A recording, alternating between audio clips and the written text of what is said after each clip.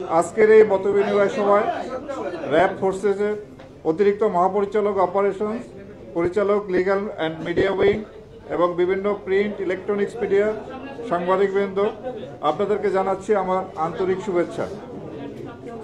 বক্তব্যের শুরুতেই আমি শ্রদ্ধা ভরে স্মরণ করি স্বাধীনতা যুদ্ধে ৩০ লক্ষ বীর শহীদ এবং সম্ভ্রম হারানো মা বোনদের, এবং পাশাপাশি আমি জুলাই আগস্ট ছাত্র জনতার গণ অভ্যুত্থানে যারা শহীদ হয়েছেন তাদের আত্মার মাগফিরাত কামনা করি এবং যারা আহত হয়েছেন তাদের দ্রুত আরোগ্য লাভ হোক, এটা আমি আশা করি এবং কামনা করি। আমি অতিরিক্ত IGP grade 1 AKM Shahidur Rahman. আপনারা জানেন যে গত 8ই আগস্ট আমি র্যাবের ডিজির দায়িত্বভার গ্রহণ করি। আমি বিসিএস 12তম ব্যাচের সদস্য এবং আমি 1991 সনের 20 জানুয়ারিতে পুলিশ বিভাগে যোগদান করি এবং অদ্যাবধি প্রায় 33 বছর অধিক সময় ধরে আমি এই বিভাগে কর্মরত আছি এবং গত 8ই আগস্ট র্যাবের মহাপরিচালক হিসাবে আমি দায়িত্বভার গ্রহণ করি।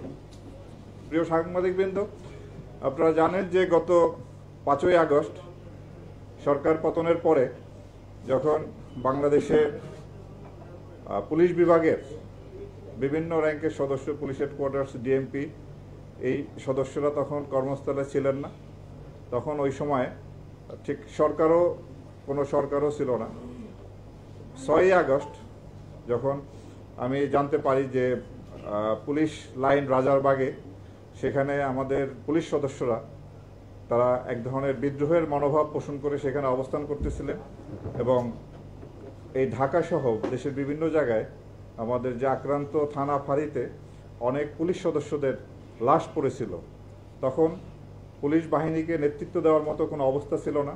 সেই সময় আমি এবং আমার কিছু সহকর্মী, চাকরিতে ছিলেন সহকর্মী, এবং আমাদের অবসরপ্রাপ্ত কতিপয় কর্মকর্তা আমরা 6ই আগস্ট পুলিশ অফিসার্স কাছে সমবেত হই এবং এই সময় কি করণীয় সেই ব্যাপারে আমরা খুব দ্রুত সিদ্ধান্ত নিই। আমরা জানি যে দেশের আইন শৃঙ্খলা পরিস্থিতি তখন খুব খারাপ অবস্থায় ছিল, কোনো পুলিশ কাজে ছিল না। সে অবস্থায় দ্রুত কিভাবে এই পরিস্থিতি নিয়ন্ত্রণে আনা যায় সেই জন্য আমরা সেখানে সলা পরামর্শ করি এবং দ্রুত এই পরিস্থিতি স্বাভাবিক করার জন্য আমরা সিদ্ধান্ত গ্রহণ করি। আমাদের প্রথমেই দায়িত্ব ছিল পুলিশকে একটা স্বাভাবিক পর্যায়ে নিয়ে আসা। সে প্রেক্ষিতে আমরা কতিপয় সদস্য রাজারবাগ পুলিশ লাইনে যাই। আপনারা জানেন যে সেখানে সশস্ত্র অবস্থায় আমাদের 400-500 পুলিশ সদস্য তারা কর্মবিরতি পালন বা এক ধরনের বিদ্রোহের মনোভাব পোষণ করে আসছিল। তাদের ক্ষোভ ছিল তাদের নেতৃত্বের উপরে, যে নেতৃত্ব তাদেরকে পরিচালিত করে ছাত্র জনতার সম্মুখীন করেছিল এবং সেই আইন শৃঙ্খলা রক্ষাকারী বাহিনী হাতে সহস্রাধিক ছাত্র নিহত হয়। এই ক্ষোভ যে এই সময় তাদের নেতৃত্বে কেউ ছিল না সেখানে, ওই পরিস্থিতি দ্রুত সামাল দেওয়ার জন্য আমি আমার কিছু সহকর্মী নিয়ে রাজারবাগ পুলিশ লাইন্সে যাই এবং তাদের কাছে গিয়ে তাদেরকে বিদ্রোহী মনোভাব থেকে নিবৃত্ত করে স্বাভাবিক কাজকর্মে ফিরিয়ে আনার জন্য আমি উদ্যোগ গ্রহণ করি এবং জানেন যে সে কাজটি অত্যন্ত ঝুঁকিপূর্ণ কাজ ছিল। তারপরও সেই ঝুঁকি নিয়েও দেশের বৃহত্তর স্বার্থে এবং পুলিশ বাহিনীর স্বার্থে সে দায়িত্ব তখন আমরা পালন করি এবং এরপরে আমাদের পুলিশ সদস্যদের বেশ কিছু মৃতদেহ বিভিন্ন থানায় পড়েছিল। তো আমরা কয়েকটি গ্রুপে বিভক্ত হয়ে সেখানে আমাদের টিম পাঠাই এবং সেই মৃতদেহগুলিকে আমরা রাজারবাগ পুলিশ স্টেশনে নিয়ে আসা এবং সেগুলির পোস্টমর্টেম করা এবং তারপরে সৎকারের প্রয়োজনীয় ব্যবস্থা গ্রহণ করে তাদের আত্মীয় স্বজনের কাছে হস্তান্তরের জন্য আমরা উদ্যোগ গ্রহণ করি। এরপরে আইন শৃঙ্খলা পরিস্থিতি স্বাভাবিক রাখার জন্য আমরা কাজ করে যাচ্ছি এবং আপনারা জানেন যে 8ই আগস্ট ইন্সপেক্টর জেনারেল এবং ডিএমপির পুলিশ কমিশনার এবং আমার পদায়ন হয় এবং 8 তারিখ আমি ডিজি র্যাবের দায়িত্বভার গ্রহণ করি। তো সেই প্রেক্ষিতে সেই থেকেই আমরা আইন শৃঙ্খলা পরিস্থিতি স্বাভাবিক রাখার জন্য কাজ করে আসতেছি। আপনারা জানেন যে আইন শৃঙ্খলা পরিস্থিতি একটা চ্যালেঞ্জের মধ্যে আমরা ছিলাম।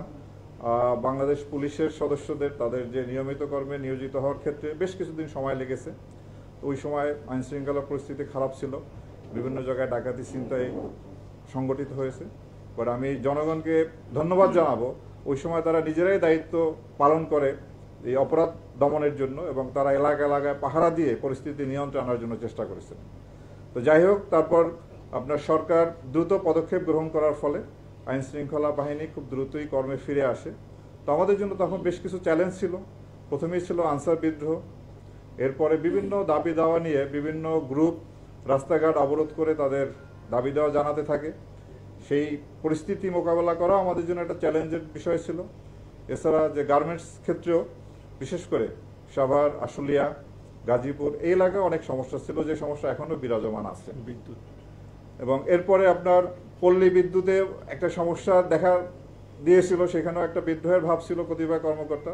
তো আমরা দ্রুতই সেখানে আইনগত ব্যবস্থা গ্রহণ করে পরিস্থিতি আমরা স্বাভাবিক পর্যায়ে নিয়ে আসি।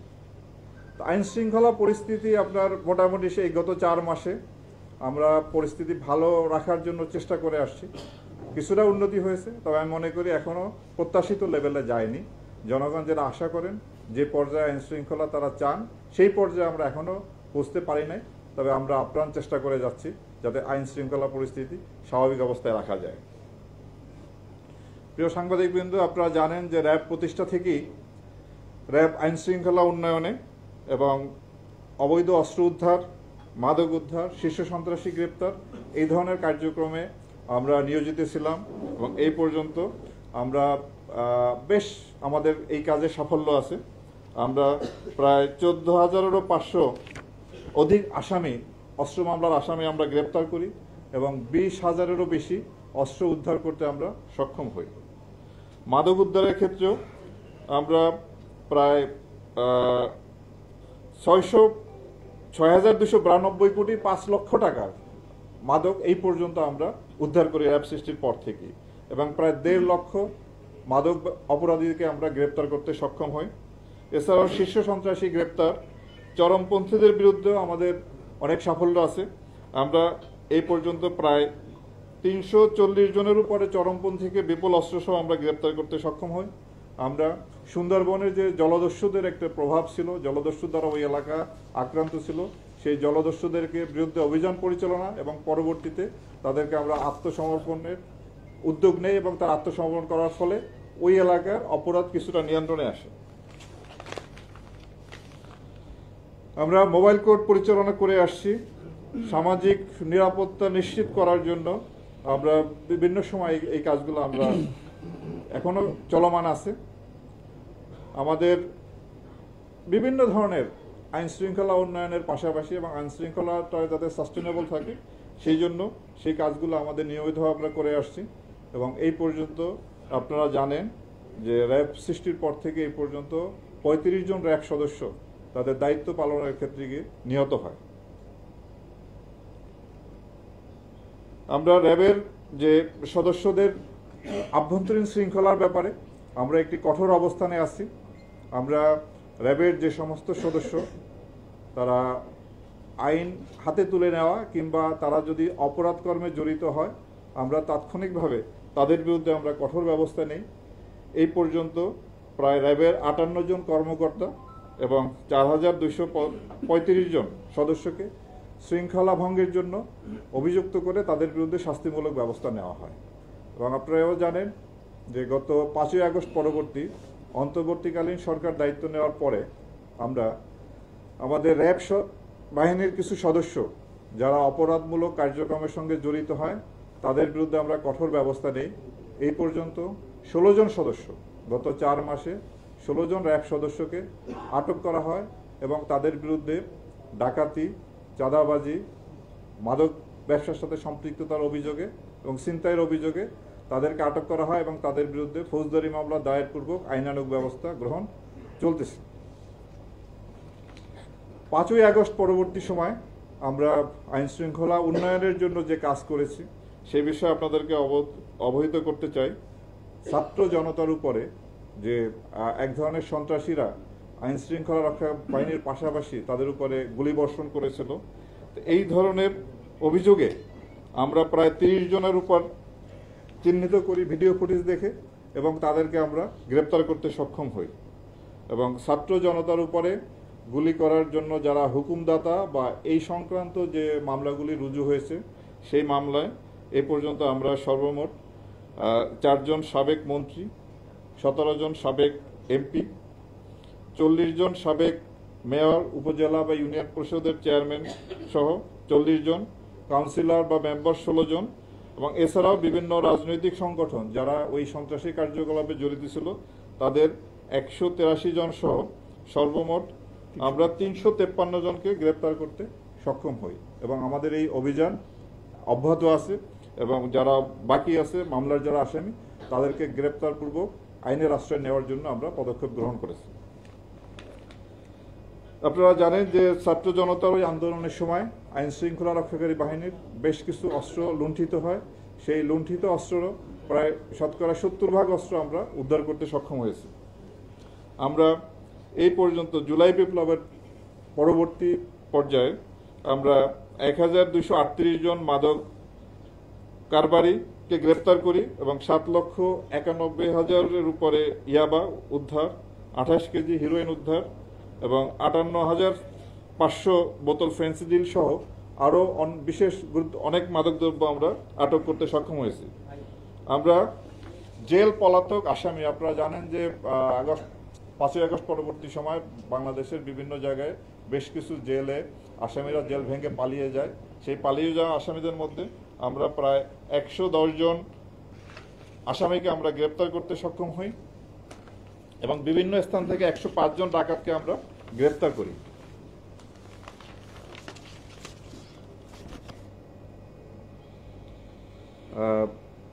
এছাড়াও আমাদের মানবিক কাজের মধ্যে আপনারা জানেন যে গত মাস 2 আগে যখন বাংলাদেশের কুমিল্লা, ফেনী সহ এই অঞ্চলে বন্যা তলিয়ে যায় তখন আমরা বন্যা দুর্গতকে হেলিকপ্টার দিয়ে তাদেরকে উদ্ধার করি এবং আমরা হেলিকপ্টারের মাধ্যমে সেখানে ত্রাণ তৎপরতা পরিচালনা করি।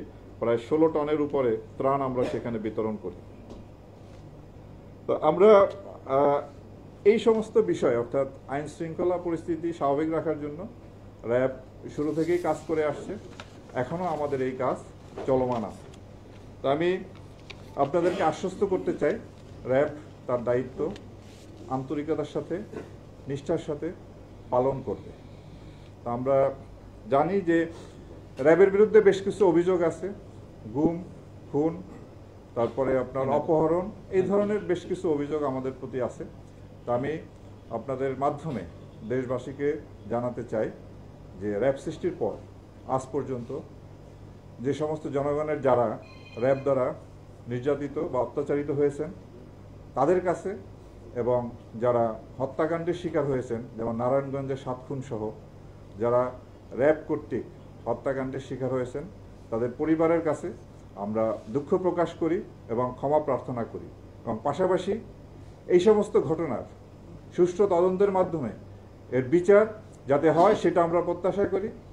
অন্তর্বর্তীকালীন সরকার গুম খুন কমিশন করেছেন, আন্তর্জাতিক অপরাধ ট্রাইব্যুনাল এই ধরনের অপরাধ কগনিজেন্সে নিয়ে এর বিচার কার্য পরিচালনা করছে।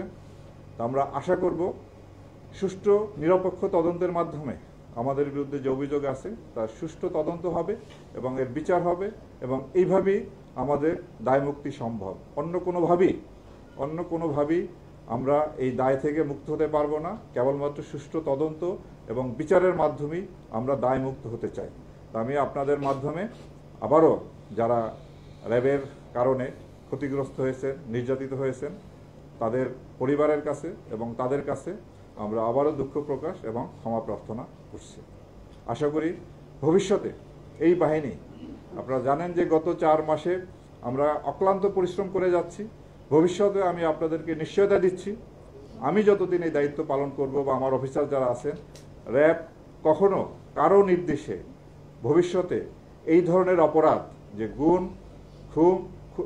গুম করা, খুন করা, এটা হলো ফৌজদারি অপরাধ, এই অপরাধে কখনোই আর জড়িত হবে না এই নিশ্চয়তা আমরা দিচ্ছি। তারপরও যদি কোনো সদস্য নিজ দায়িত্বে কোনো অপরাধমূলক কার্যকলাপে জড়িত হয় তাদের বিরুদ্ধে আমরা কঠোর আইনগত ব্যবস্থা নিব, যেটা 5ই আগস্ট পরবর্তীতে আমরা নিয়ে আসছি। তো আমি আপনাদের কাছে বিনীতভাবে অনুরোধ জানাবো আপনারা আমাদের এই দায়িত্ব পালনের ক্ষেত্রে আমাদের এই কাজে সহায়তা করবেন এবং আমরা জনগণেরও সহায়তা প্রত্যাশা করি। জনগণের সহায়তা ব্যতীত কোনো বাহিনী, আইনশৃঙ্খলা রক্ষাকারী কোনো বাহিনী তো সাফল্য অর্জন করা সম্ভব হবে না, হয় নাই, হবেও না। তো সুতরাং আমরা ভবিষ্যতে এই সহায়তা পাবো এবং আপনাদের সাহায্য সহযোগিতা নিয়ে আমরা এগিয়ে যাব একটি সুন্দর একটা বাংলাদেশ বিনির্মাণে, একটা অপরাধ যাতে নিয়ন্ত্রণে থাকে, বাংলাদেশ বিনির্মাণে আমরা সবাই একসাথে কাজ করব এই আশাবাদ ব্যক্ত করে আমার বক্তব্য শেষ করছি। আপনাদের সকলকে অসংখ্য ধন্যবাদ। মাননীয় মহাপরিচালক, আপনি 5ই আগস্ট পরবর্তী